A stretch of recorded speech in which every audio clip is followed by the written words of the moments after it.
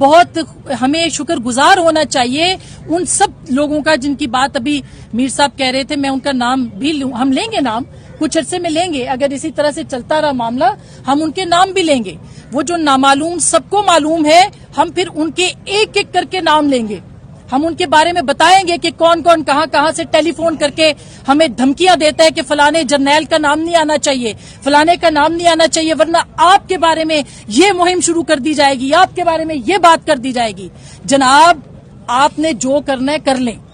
جناب آپ نے جتنی گالیاں دینی ہے دے لیں, آپ نے جتنی گولیاں برسانی ہے برسا لیں, آپ نے جتنی کیمپینز کرنی ہے کر لیں, جتنی کردار کشی کرنی ہے کر لیں, آپ نے جو کرنا ہے کر لیں. لیکن خبر ہو اسلام آباد اور راولپنڈی کو کہ نہ ہم اگر 3 سال کے اس خفیہ دور میں بھی ہم کھڑے رہے ہیں تو ہم آئندہ بھی کھڑے رہیں گے. اب تو آپ کے چہروں سے نقاب اتر رہے ہیں جناب, اب تو آپ کے چہروں سے نقاب اتر رہے ہیں. اب تو آپ کو بتانا پڑے گا کہ آپ کون ہیں اور یہ سب کچھ کیوں کر رہے ہیں. تو میرا صرف ایک ہے, یہ اسد طور پہ آج ہم نے یہ مذمت کر رہے ہیں, ہم یہاں پہ کھڑے ہیں, شاید 2 ہفتوں کے بعد 3 ہفتوں کے بعد 4 ہفتوں کے بعد کسی اور چیز کے لیے کھڑے ہوں.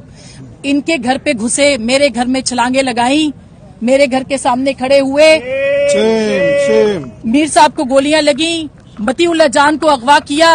متی اللہ جان کو پتہ نہیں کس لڑکی نے اغوا کیا, یہ تو ابھی تک ہمیں نہیں پتا.